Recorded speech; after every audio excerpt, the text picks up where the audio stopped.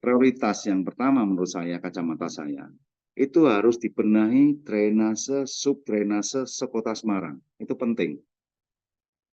Karena kalau saya melihat seluruh jalan-jalan penghubung dari kecamatan satu ke kecamatan yang lain, dari kelurahan satu dengan kelurahan yang lain, semuanya oke. Jalan, cor, cor beton, aspal, paving, semuanya oke, bisa dilalui. Tetapi jalan air atau saluran kalau tidak ikut dibenahi, tidak dilancarkan. Kalau air demo itu ya kayak kemarin ini, itu demonya air itu. Itu prioritas pertama kalau menurut saya, itu harus diperbaiki, Bu.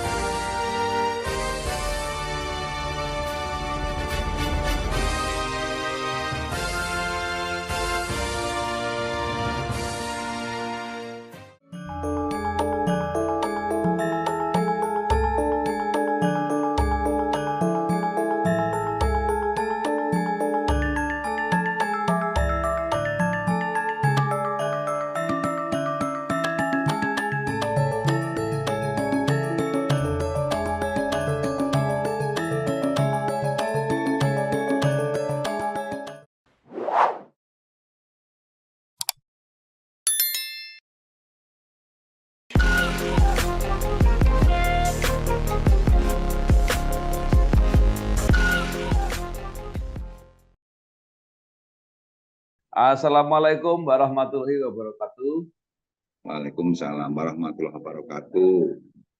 Bersama saya Bambang Sadono di kanal Inspirasi Jawa Tengah. Mudah-mudahan kanal ini selalu bisa memberi inspirasi, motivasi, dan edukasi. Kami sedang mempersiapkan beberapa video wawancara untuk ikut menyongsong pilkada khususnya pemilihan wali kota Semarang untuk periode 2024-2029. Nah, saya sekarang sudah bersama dengan salah seorang tokoh di Kota Semarang, yaitu Bapak Kadar Lusman, SEMM, yang sekarang menjabat sebagai Ketua DPRD Kota Semarang, dan sehari-hari biasa dipanggil dengan Mas Pilus. Apa kabar, Mas Pilus? Alhamdulillah kabar baik, Pak Bambang, sehat-sehat. Iya, baik.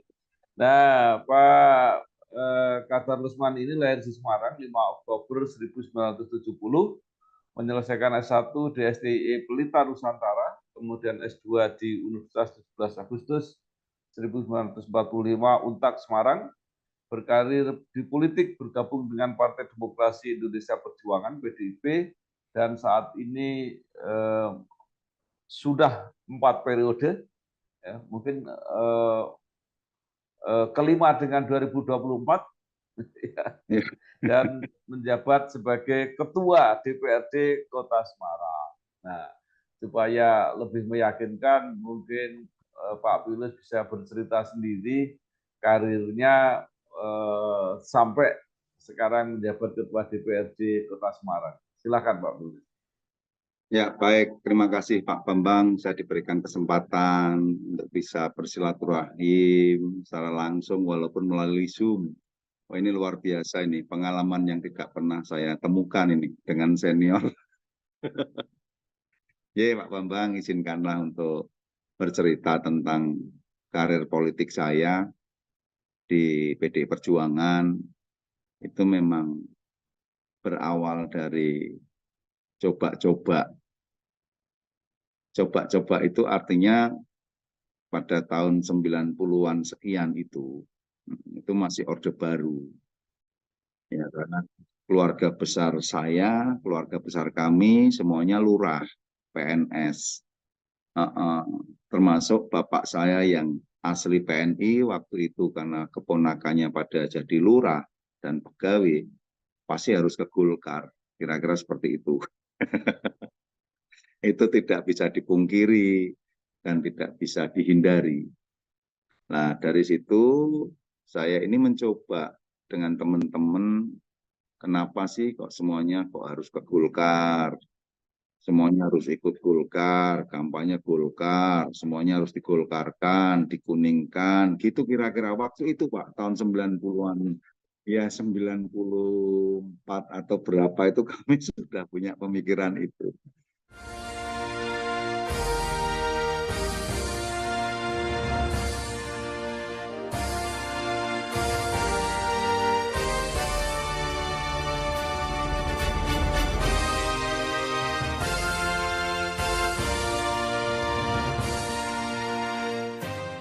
Kemudian saya dan teman-teman itu mencari info kapan ya yang PDI itu ada kampanye gitu loh kira-kira ini. Nah, baru kami singkat cerita, kami dan teman-teman tiap kali ada kampanye PDI kami ikut. Dan saya bukan pengurus partai, bukan pengurus PDI waktu itu. Bukan pengurus PDI, dan saya dan teman-teman itu iuran, ikut kampanye. Bahkan lucunya, kampanye itu saya nggak ngerti artinya apa waktu itu. Jadi lucu ini Pak Bambang, ya, lucu. Ya. Nah, terus setelah pulang kampanye, kami dicari diuber-uber, diuber-uber sama saudara saya sendiri. Waktu itu kan pegawai kelurahan, PNS di kelurahan. Tiap malam setelah pulang dari kampanye itu, kami diuber-uber. Terus ketemu dimaki-maki, wes pokok macam-macam tuh kata-katanya keren waktu itu. Nah, terus kemudian kami itu bingung, kenapa sih kami kok diperlakukan seperti ini? Wong saya ini bukan pengurus partai waktu itu, bukan pengurus, belum pengurus PDI tahun 90-an itu. Nah, semakin sering diintimidasi, semakin sering kami dimarahi, semakin sering kami diperlakukan seperti itu, akhirnya kami kesabarannya itu agak berkurang. Nah, terjadi sesuatu yang mungkin terpaksa dilakukan lah itu. Kami lawan. Kami lawan, setelah itu sudah tidak melakukan intimidasi lagi. Nah, tiba-tiba tidak lama kemudian saya didatangi sama seseorang yang waktu itu utusan dari DPC atau utusannya dari almarhum Pak Tugiran. Ya, waktu itu saya didatangi, diminta untuk menjadi pengurus tingkat kelurahan. Saya tolak. 4 kali saya tolak, kemudian saya didatangi lagi, terus saya diminta teman-teman dicoba saja seperti apa kalau jadi pengurus. Nah, saya coba itu pemilihan, waktu itu Kordes Pak Bambang, belum ranting. Waktu itu Kordes, kemudian saya dipilih secara aklamasi. Dipilih secara aklamasi, setelah terpilih secara aklamasi sebagai Kordes, koordinator desa waktu itu, ditolaklah oleh wakil Kordesnya yang lama. Karena kalau ketuanya berhalangan ya harus wakilnya naik, kok harus kenapa harus dipilih orang baru digituin. Ini cerita nggak apa-apa ya, aku cerita gini. Karena ini kronologi nanti baru tak singkat. Ini awalnya seperti itu. Karena memang kemudian saya terpilih, wakil Kordes yang lama ini nggak berkenan. Sehingga harus dia yang jadi Kordesnya. Oke, saya serahkan pada kawan saya itu, saya dijadiin Bankordes, bantuan koordinator desa. 4 bulan kemudian, aku ingat itu, 4 bulan kemudian nggak jalan itu kepengurusannya. Terus dilakukan pemilihan ulang. Saya dipilih lagi secara aklamasi. Saya nggak tahu itu kenapa kok harus dipilih terus. Sehingga waktu itu saya Kordes di Kelurahan Mangkangwetan. Aku jalan dengan teman-teman buat KTA. Waktu itu KTA pada dibuatin KTA pada ngasih iur 500, 1000 gitu. Baru uang itu kita beliin bahan untuk bendera, kita beliin bahan untuk satgas, itu dulu itu sampai. Nah, kemudian setelah itu tidak lama Kemudian sebelum tahun berapa itu ya, itu 90, sebelumnya menjelang tahun 2000 itu berubah nama menjadi Ranting. Ya, Ranting dulu Korde, terus berubah nama menjadi Ranting itu kurang lebih di tahun 289 2000-an waktu itu kurang lebihnya. Kemudian pada saat tahun itu sudah berubah menjadi Ranting dan saya diminta lagi untuk mencalonkan ketua PAC.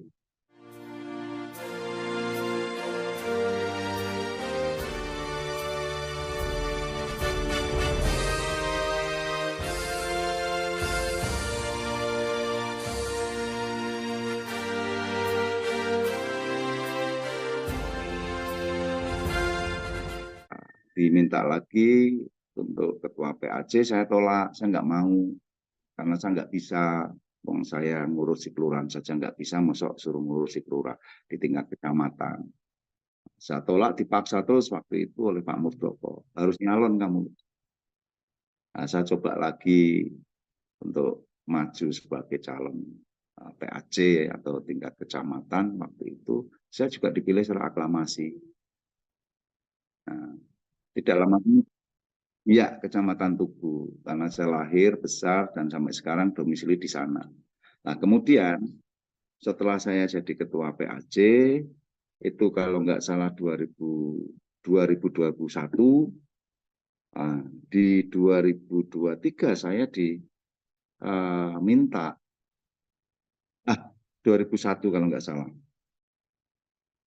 2001, 2004, ya 2001 itu ketua PAC, 2022 menjelang 2023 saya diminta untuk maju sebagai calon legislatif untuk 2024-nya itu. Saya tolak juga. Iya, tapi saya dimintanya tahun 2003, 2022, 2023 suruh persiapan. Persiapan untuk 2004. Sehingga saya tolak. Aku tolak waktu itu. Aku karena nggak punya keinginan, nggak punya impian, dan tidak berharap untuk bisa ke sana, tidak. Nah, saya dimarahi waktu itu. Wah, dimarahi. Terus kalau jadi dewan tuh kerjanya apa tuh Mas? Kowe iki goblok tenan kok lulus gitu. Nah, memang saya kan nggak punya impian, nggak punya cita-cita ke sana. Ya, nah, setelah saya dimarahi itu, saya terus tak suruh nyari yang lain aja, Mas, yang lain kan banyak orang yang lebih pintar, mumpuni dan seterusnya. Nah, kemudian setelah saya tolak, saya dipaksa lagi suruh nyiapin berkas-berkas. Ya, saya siapkan berkas-berkas itu, akhirnya saya kumpulin lah ke DPC Pak Bambang. Saya kirim ke sana. Waktu itu nomor urut 2004. Nah, waktu itu masih nomor urut. Dan alhamdulillah begitu saya, prosesnya unik lah waktu itu. Setelah saya kumpulin berkas, ternyata saya ditaruh di nomor paling bawah, nomor 6 waktu itu. Karena 6 kursi, di dapil 6 dulu, namanya dapil 6 bukan 5. Dulu waktu itu dapil 6, saya ditaruh di nomor 6. Wah, kok seperti ini. Terus akhirnya saya ngomong sama Pak Muldoko waktu itu, saya izin mau mundur saja, nggak usah nyalon biar yang lain.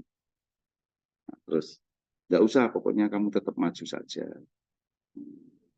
Kemudian pada saat proses panjang itu, dari nomor 6, saya kemudian diusulin oleh Pak Muldoko ke DPP, karena dilihat dari mungkin dari track record atau pengalaman atau apa, saya juga nggak ngerti, diusulkan ke pusat, tiba-tiba saya mendapatkan nomor 2. Dari nomor 6 itu bisa menduduki nomor 2 dari 6 itu. Alhamdulillah pada saat proses pemilihan waktu itu, walaupun nomor urut, saya sudah banyak yang ini Pak Bambang, by name saya sudah banyak waktu itu. Waktu itu dapat 2 kursi di dapil 6. Nah, kebetulan yang kursi pertama itu Pak Yuyun, kursi kedua saya. Nah, waktu itu saya dapat by name, ada yang nyoblos itu 4.250 tahun 2004. Itu awal pertama. Nah, setelah itu saya kan masih sering bantu DPD, Dewan Pertama. Terus akhirnya saya izin Pak Muldoko, saya harus lepas Mas, saya harus mundur dari kegiatan saya yang rutin bantu Pak Muldoko sama DPD, sehingga saya total turun ke wilayah karena saya sudah merasa diberikan amanah. Itu Pak Bambang ya. Saya turun terus dari mulai 2004 sampai sekarang alhamdulillah. Dan saya selalu turun, saya punya agenda rutin atau rutin saya itu adalah di pertemuan jumlah bulan RT dari 2004. Pada saat 2004, saya sudah mendapatkan by name yang pilih saya itu 4.250. Kemudian saya diminta lagi untuk maju lagi 2009-nya, itu sudah pemilihan secara langsung, waktu itu sudah pemilihan secara langsung, dan alhamdulillah saya juga mendapatkan dukungan yang by name itu sudah naik dari 4.250 menjadi 5.300 waktu itu kalau nggak salah, 5.200. Itu masuk 5 besar Kota Semarang. 5.300 itu sudah masuk 5 besar. Dan waktu saya pertama anggota Komisi C.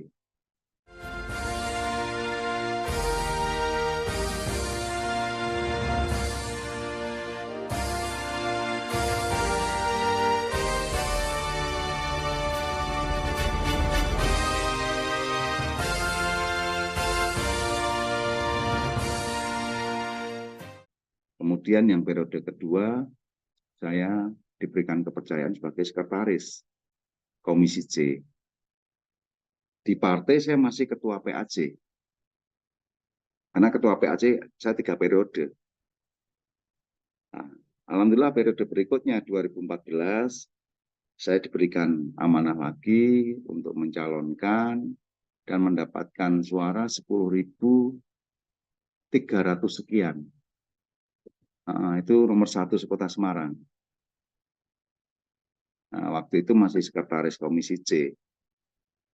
Kemudian di 2014 baru ketua Komisi C. Nah, ketua Komisi C, kemudian 2019 kemarin kami diberikan kesempatan kembali untuk mencalonkan, mendapatkan suara 14.200 sekian. Itu nomor 2 seluruh partai. Nah, yang 2019. Nah, itu kemudian diberikan kepercayaan sebagai ketua DPRD. Nah, yang kemarin jabatan di partai sekarang sekretaris DPC, Pak. Pak Bambang. Sekretaris DPC. Ya.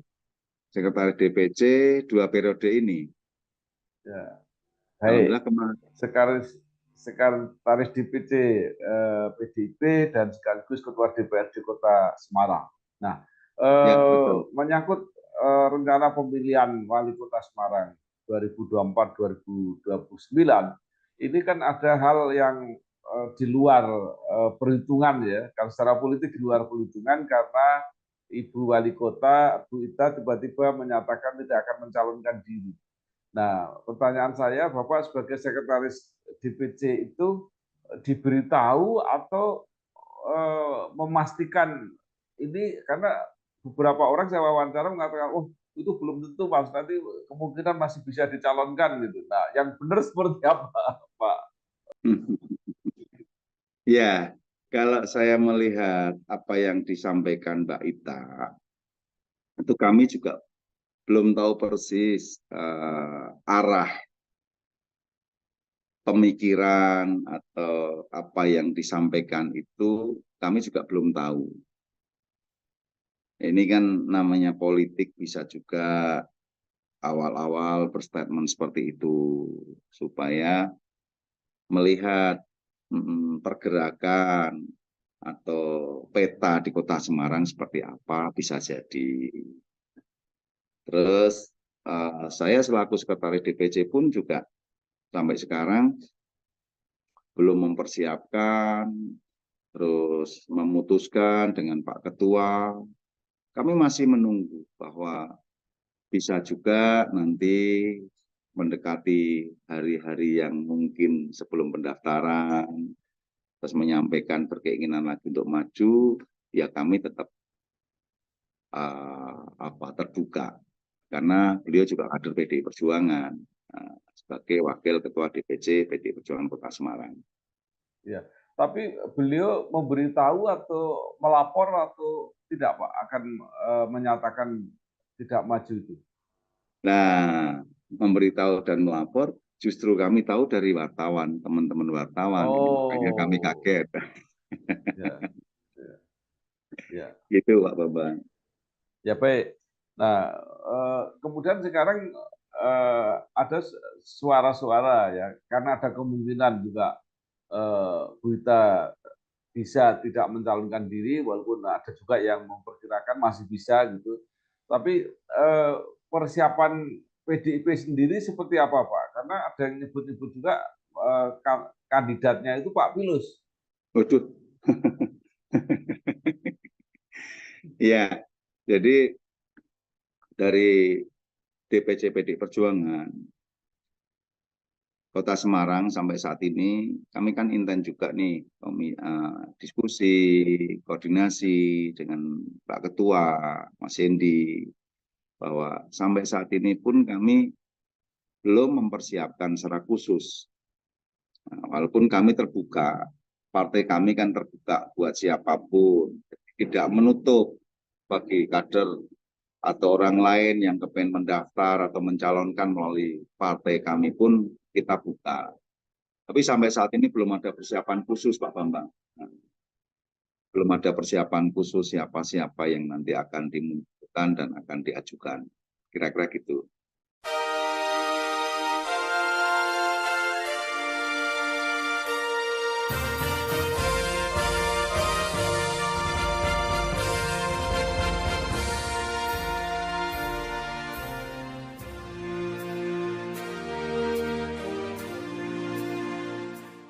Ya, baik. Pak Pilus sebagai pimpinan partai, apakah sudah melihat tanda-tanda karena pasti mau tidak mau harus mempersiapkan tokoh-tokoh yang potensial baik dari internal PDIP maupun dari luar. Apalagi posisi PDIP kan masih strategis karena jumlah kursinya kan memungkinkan untuk mencalonkan sendiri misalnya.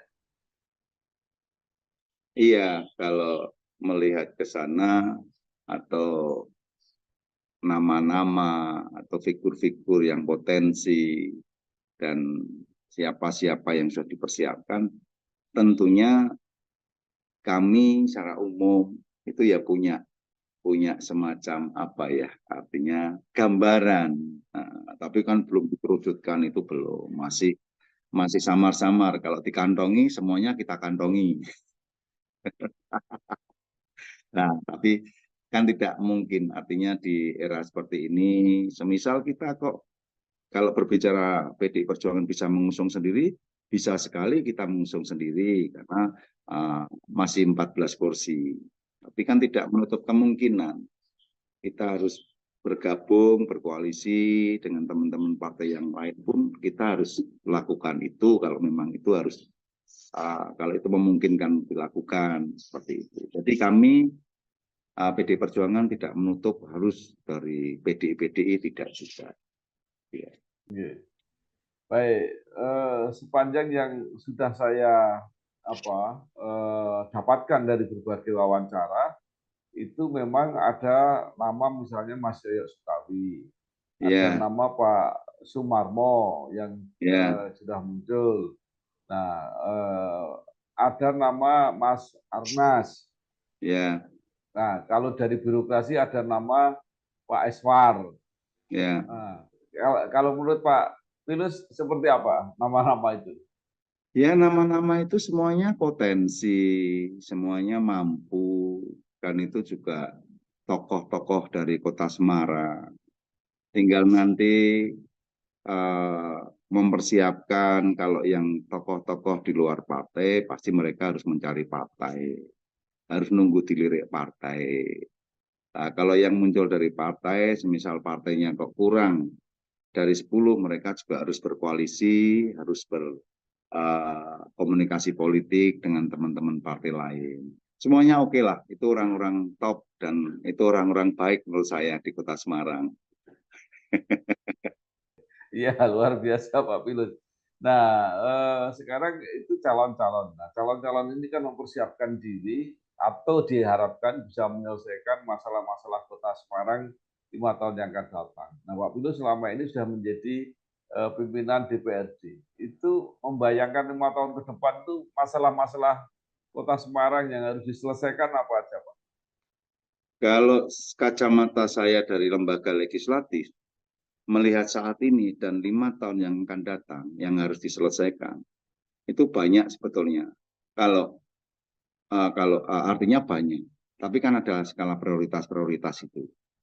Prioritas yang pertama menurut saya, kacamata saya, itu harus dibenahi drainase, subdrainase sekota Semarang. Itu penting. Karena kalau saya melihat seluruh jalan-jalan penghubung dari kecamatan satu ke kecamatan yang lain, dari kelurahan satu dengan kelurahan yang lain, semuanya oke. Jalan, cor, cor beton, aspal, paving, semuanya oke, bisa dilalui. Tetapi jalan air atau saluran kalau tidak ikut dibenahi, tidak dilancarkan. Kalau air demo itu ya kayak kemarin ini, itu demonya air itu. Itu prioritas pertama kalau menurut saya, itu harus diperbaiki Bu. Drainase, drainase atau sub-sub drainase, semuanya harus diselesaikan, walaupun tidak bisa langsung brek sekota Semarang. Diambil atau diawali dari wilayah kecamatan. Nah, dari kecamatan yang diprioritaskan dulu, yang paling tiap kali hujan atau musim penghujan itu mana yang sering terjadi ledakan, sumbatan, itu dulu yang harus dikerjakan. Insya Allah dalam 5 tahun kalau itu dikerjakan dulu, kedepannya akan clear. Hujan sederas apapun, selama apapun, insya Allah itu tidak terjadi genangan-genangan yang seperti sekarang ini terjadi. Ya, Pertama banjir dan mungkin rob. banjir rob, Kemudian selanjutnya apa, Pak? banjir rob, kemudian ekonomi itu penting juga kan. Kesejahteraan masyarakat itu kan ada pendidikan, ada kesehatan, pemberdayaan ekonomi. Ya, ini penting kalau menurut saya. Ya, semuanya penting, tapi ada skala prioritas yang harus diselesaikan. Menurut kacamata saya ini sebagai wakil rakyat.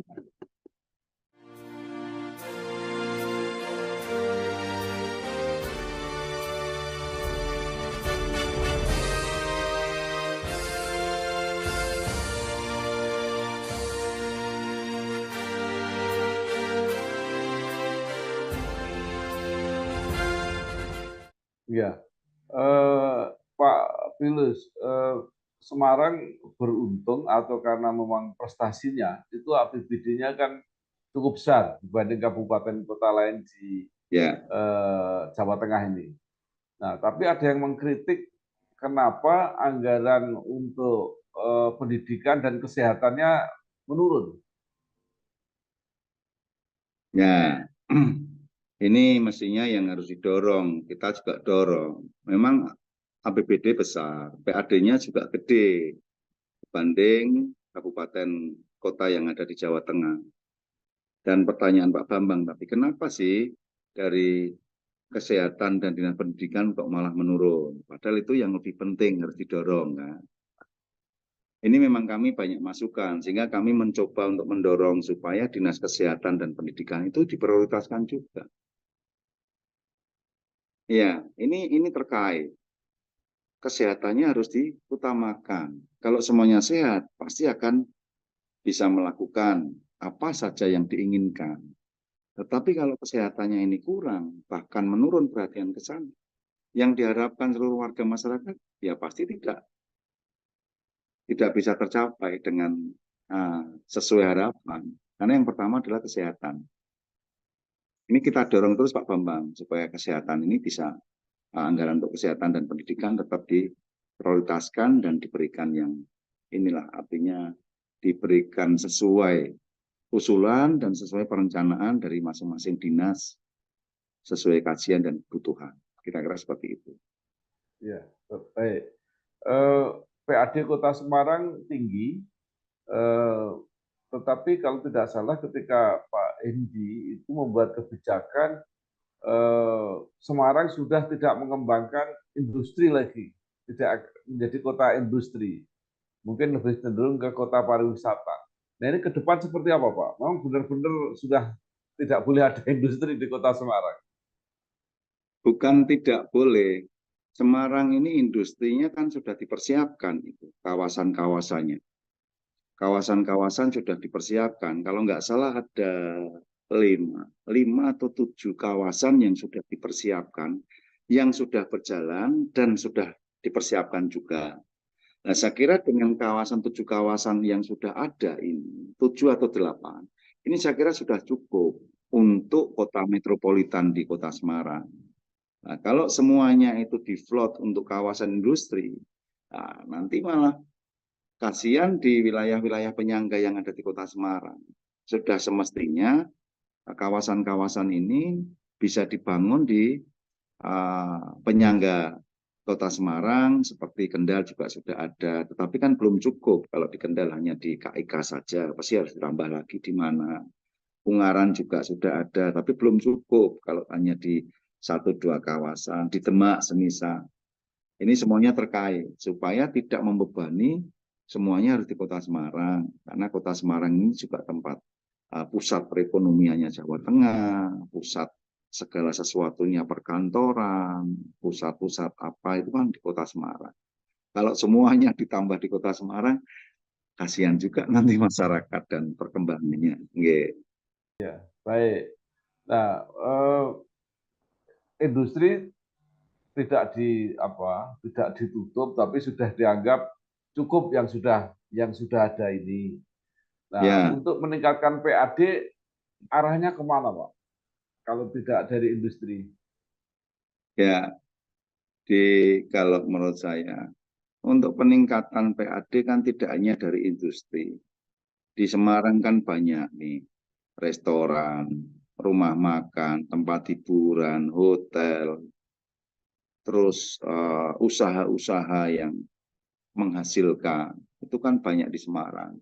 Ya, pada kenyataannya juga bisa kok menambah PAD untuk kota Semarang, tidak hanya atau tidak harus dari industri-industri yang ada.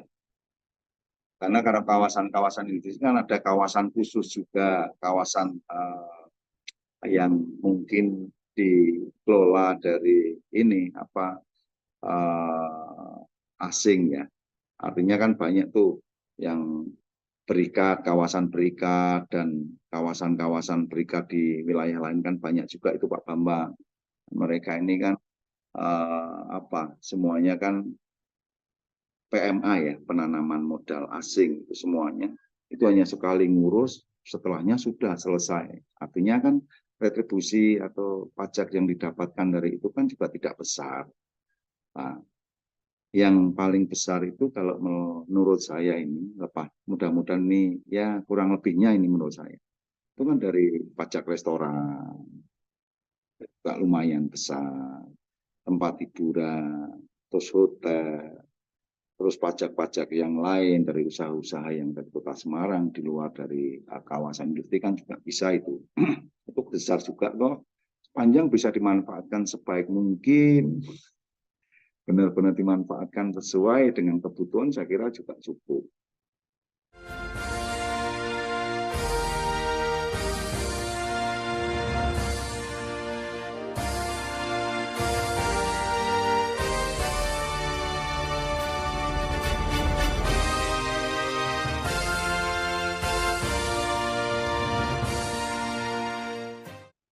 Ya, baik. terakhir begini Pak Pilus, seandainya ya, proses dari segi sistem, aturan, organisasi dan lainnya memungkinkan dan kemudian mendapat dukungan, Pak Pilus terpilih sebagai wali kota, apa Waduh, yang akan dikerjakan, diprioritaskan oleh Pak Pilus? saya belum berpikiran ke sana nih Pak Bambang, jadi belum bisa jawab yang ini. Nah, ini kan seandainya, ini kan berandai-andai. Jadi yang bisa jawab itu yang sudah mempersiapkan untuk ke sana kali ya Pak. Nah, kalau saya masih di lembaga legislatifnya saja lah untuk kontrol-kontrol. Ya harapan saya untuk siapapun nanti, yang penting bisa melanjutkan program-program yang sudah dilakukan oleh Mas Hendy yang baik ini dilanjutkan. Ya, program-program yang sudah dijalankan, sudah dilaksanakan, itu harus dilanjutkan. Baru yang dianggap kurang dibenahi bersama-sama. Apapun di Kota Semarang ini butuh pemikiran bersama-sama, masukan ide gagasan dari seluruh masyarakat Kota Semarang.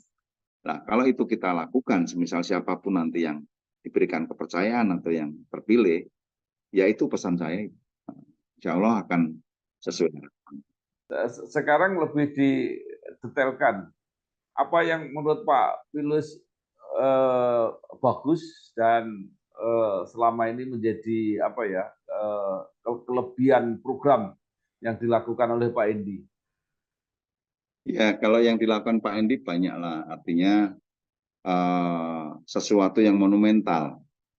Yang monumental itu yang dulu tidak ada, terus begitu Pak Hendy ada, banyak yang dikembangkan. Nah, itu masyarakat terngiang terus, bahkan selalu teringat bahwa oh ternyata pada saat era kepemimpinan Mas Hendy seperti ini bla bla bla bla. Lepas dari kekurangan, tapi ada banyak hal yang dirasa manfaat.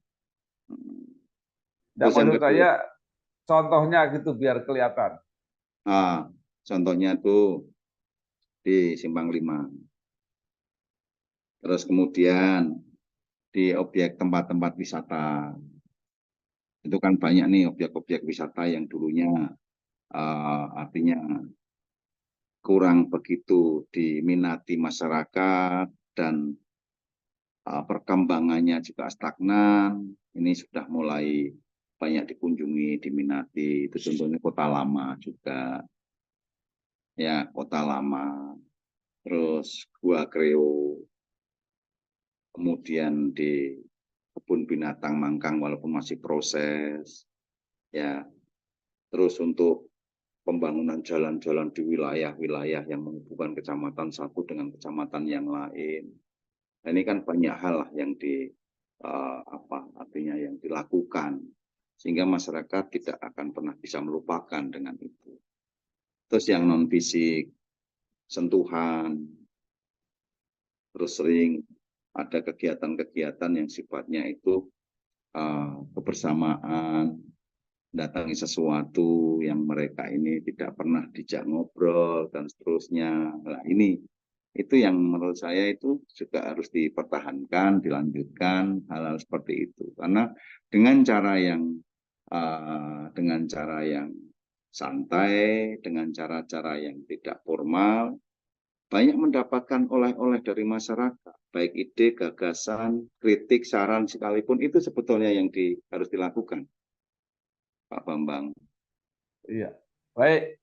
Terima kasih sekali Pak Kadar Lusman, SEMM, atau yang suka dipanggil Mas Pilus, Ketua DPRD Kota Semarang. Banyak sekali yang sudah kita dengarkan. Mudah-mudahan ini menjadi bahan untuk mempertimbangkan, menimbang-nimbang siapa yang ideal untuk memimpin Kota Semarang 5 tahun yang akan datang. Terima kasih, sukses terus Pak Pilus. Wassalamualaikum warahmatullahi Waalaikumsalam. wabarakatuh. Waalaikumsalam Terima kasih warahmatullahi Pak. wabarakatuh.